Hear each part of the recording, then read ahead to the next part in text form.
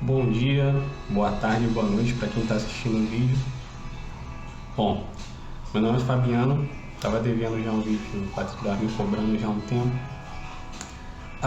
Queria dar as boas-vindas para quem está assistindo o vídeo, para quem está curioso, né, para saber o que vai ser postado por esse canal. A gente já tem essa ideia há um tempo já, mas a gente não conseguiu colocar em prática. Mas agora está tentando ajustar isso. Bom, o vídeo vai ser curtinho, mas vai ser sobre uma coisa que há um tempo já passa pela minha cabeça, há um tempo eu tenho pensado, para a gente poder entender. Quem tiver com Bíblia aí, quem não tiver, não tem problema, é só prestar atenção aqui. Eu vou ler uma passagem que está no livro de Romanos, capítulo 5, a partir do versículo 3. Na verdade, vamos ler a partir do versículo 1, para a gente entender do 3 em diante. Ele começa o capítulo 5 dizendo: justificados, pois, mediante a fé, temos paz com Deus por meio do nosso Senhor Jesus Cristo, por intermédio de quem obtivemos igualmente acesso pela fé a essa graça, na qual estamos firmes e gloriamo-nos na esperança da glória de Deus. Legal, né? E ele termina esse versículo, esse segundo versículo, dizendo que nós nos gloriamos, nós que temos um compromisso com Deus, que escolhemos, né, ter um compromisso com Deus, optamos por isso, por esse caminho, nós nos gloriamos na esperança da glória de Deus. Quando falamos de glória de Deus, nós estamos falando de uma vida além dessa, sabe? Com recompensas muito maiores do que a gente tem aqui. Na verdade, a maioria das vezes a gente pensa muito pouco e pensa muito pequeno. A gente pensa em bênção, pensa em compromisso, em contato com Deus, olhando para essa vida, mas na verdade, a maior bênção, o maior contato, o maior compromisso, a maior intimidade com Deus que nós vamos ter é na outra vida. E Paulo estava falando sobre isso, quando falando que nós nos gloriamos na esperança da glória de Deus. Mas ele continua falando sobre isso. No versículo 13 ele vem falando assim: e não somente nisso, ou seja, não somente nessa esperança da glória de Deus, nós também nos gloriamos nas próprias tribulações. Que coisa, né? Sabendo que a tribulação produz perseverança, e a perseverança, a experiência, e a experiência, a esperança. Ora, a esperança não confunde, porque o amor de Deus é derramado em nosso coração pelo Espírito Santo que nos foi dado. Que legal, né? Ele diz uma coisa muito interessante aqui, que não é só nessa esperança da glória de Deus que nós nos gloriamos, mas também nas próprias tribulações. Que curioso, né? Geralmente uma coisa da qual a gente tem vontade de fugir na maioria das vezes, nós nos gloriamos. Na verdade, nós devemos nos gloriar. Isso é interessante porque isso contrasta um pouco com o nosso sentimento. E na verdade, esse é o ponto hoje aqui. Nosso sentimento nem sempre está em equilíbrio com a nossa fé, com aquilo que nós cremos. Na verdade, na maioria das vezes, não. E Paulo estava dizendo isso aqui: nós nos gloriamos na tribulação. Por quê? Porque a tribulação ela produz a paciência. A paciência produz experiência. E a experiência produz esperança. Ok? Então, um processo que deveria ser complicado, chato, doloroso para alguns, na verdade ele tem um propósito maior. Na verdade, Deus sempre tem um propósito maior em tudo que passa na nossa vida. Eu sei que é complicado dizer para alguém que está passando por um momento difícil, porque isso não ajuda. Na verdade, é o que todos nós temos na mente, na língua para falar para uma pessoa que está sofrendo. É isso: não, vai melhorar, Deus é contigo, você tem que ter paciência. Mas isso na hora não cura aquela dor, na hora não resolve o problema, na hora não faz. Para a maioria das pessoas que realmente estão tristes, isso não muda muita coisa. Na verdade, eu posso me esforçar, aquela pessoa pode sentir esperança de que a situação ela melhore, mas não muda muito. Tem um termo que é usado muito na psicologia, que foi emprestado da física, que é a resiliência. A resiliência na física é a capacidade como os materiais têm de resistir a certa tensão e, mesmo assim, conseguir voltar ao estado normal. Por exemplo, uma espuma que eu posso amassar, posso colocar uma espuma grande na palma da minha mão, amassar até que ela caiba no meu punho fechado. Mas quando eu abrir, ela vai voltar ao normal.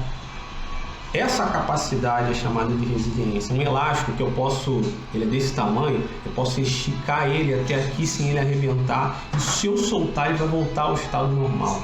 Isso é resiliência.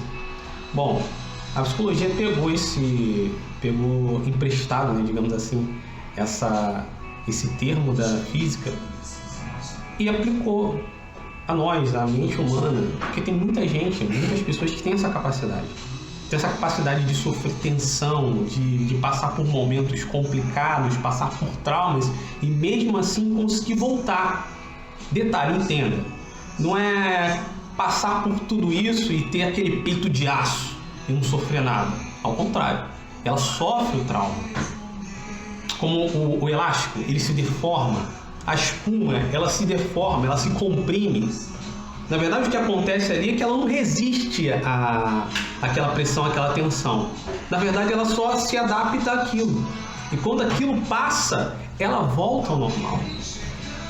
Então, mais ou menos isso é resiliência. Então, se eu sou uma pessoa resiliente, né, por assim dizer, eu passo por tudo isso. Eu sofro, eu choro, até desisto. Eu digo para Deus que não quero mais. Mas se eu sou dotado dessa capacidade, eu tenho a capacidade depois, com o passar do tempo, eu voltar ao meu estado normal.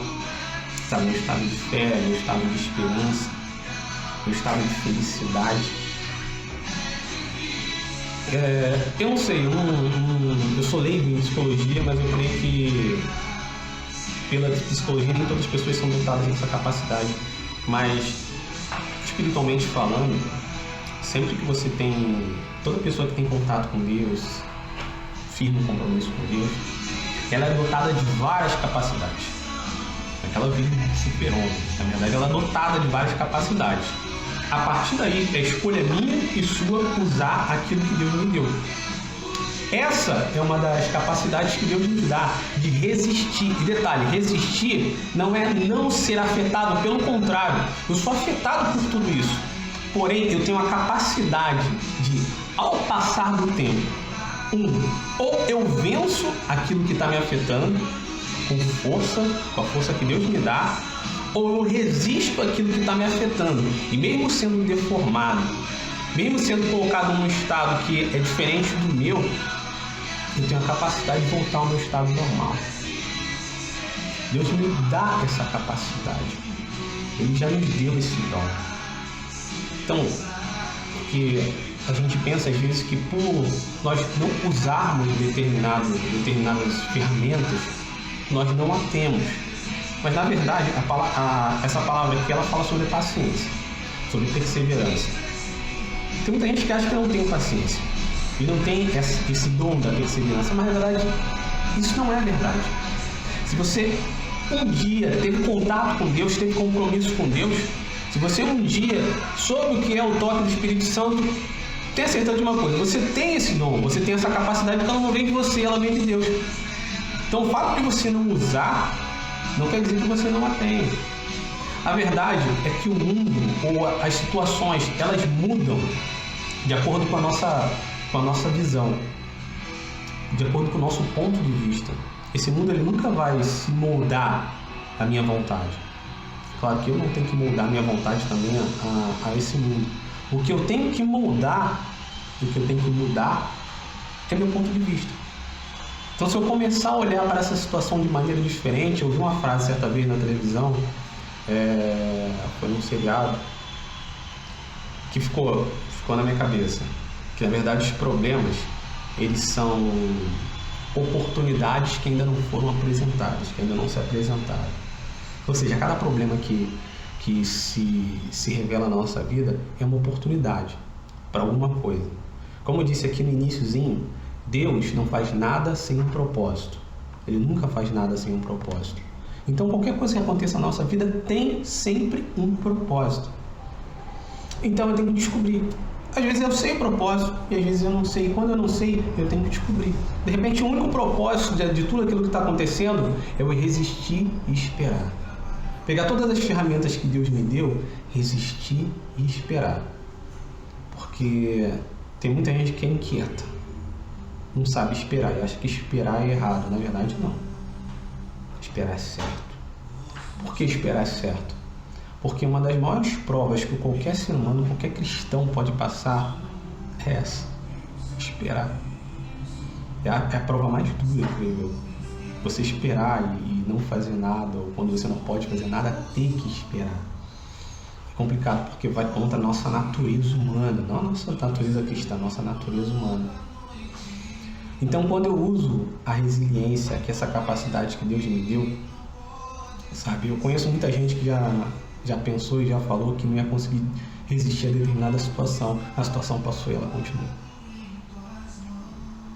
Eu já passei por isso. A chave, não vou aguentar. Mas aguentei, sem saber como. Então, esse é um conselho nesse dia, nessa noite, nessa tarde. Seja resiliente. Mesmo que tenha vontade de desistir, eu já tenho desistido várias vezes. Seja resiliente. Porque como a própria passagem diz, mesmo que eu desista, mesmo que as pessoas que estão à minha volta desistam, Deus nunca vai desistir de mim, Ele não esquece de mim. Então tudo aquilo que Ele planejou para mim não vai mudar por situação ou por tribulação, por nada. Nem por mim mesmo, na verdade. Então, tomara que essa passagem fique no seu coração. Desculpe, passaram mais de 10 minutos, eu queria ficar só 3 aqui. Mas quando eu falo da palavra é difícil falar pouco. É isso, gente. Se você não consegue encontrar essa capacidade em si mesmo, não consegue encontrar paciência, perseverança dentro de você, só pede a Deus para te mostrar onde está, porque está lá. É como se fosse um computador, está em alguma pasta lá guardada, mas está. Ok? Então, sabendo disso, te desejo uma boa tarde, uma boa noite, um bom dia. Te agradeço por ter assistido até o final e espero realmente que Deus te abençoe em qualquer circunstância que a sua vida esteja nesse momento. Tá ok? Um abraço, um forte abraço a todos e até o próximo vídeo. Tchau, tchau.